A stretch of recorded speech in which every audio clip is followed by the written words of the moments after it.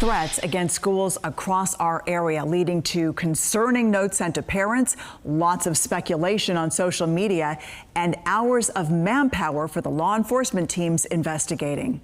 In all the confusion, at least one person is now under arrest for just one of those threats.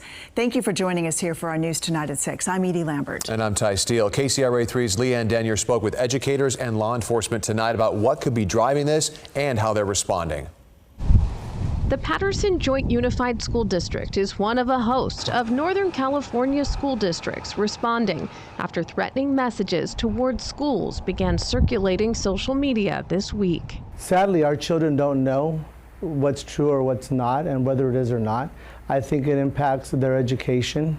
It also strains resources because at the end of the day, if it's not credible, that doesn't take the fear away from our kids or our family or even our staff. Sacramento police could be seen outside of Inderkum High School in Natomas on Friday as they investigated a threat believed to have been related to the widespread social media threats being made in the region and nationwide. And at Springview Middle in Rockland, a district spokesperson says a threat there was made against the school on TikTok, but that Rockland police determined there was no active threat. Still, in a letter to parents, the district writing, the safety and well-being of staff and students are a top priority, and reminding everyone that threatening to cause harm will be addressed through the strongest disciplinary actions. Sergeant Tamar Gandhi of the Sacramento County Sheriff's Office says that none of the threats it's investigated so far have been credible, but says there can be consequences to sharing this content. There are criminal repercussions to a lot of this stuff, so and kids may not think about that. They might just be thinking it's some innocent prank or I'm just forwarding a message that someone else did. There's repercussions that could be made, but more importantly, this is a message to parents: be vigilant.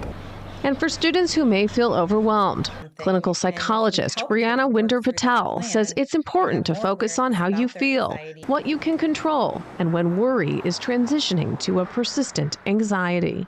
If the anxiety just keeps running, and it doesn't have a break, that's when we think, getting some help from a therapist or a professional it's the time then. Leanne Denyer, KCRA 3 News.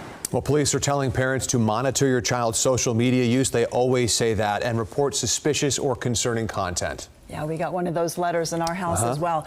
Parents and students need to know that there are consequences for making those threats. Today, Newman police in Stanislaus County arrested someone on charges of making criminal threats online. Police say the suspect made a social media post yesterday about a planned school shooting. That post named schools on the west side of Stanislaus County. They have not released the age of the person they arrested. So again, police are urging parents to take some time and talk to their children about the consequences of making these types of threats.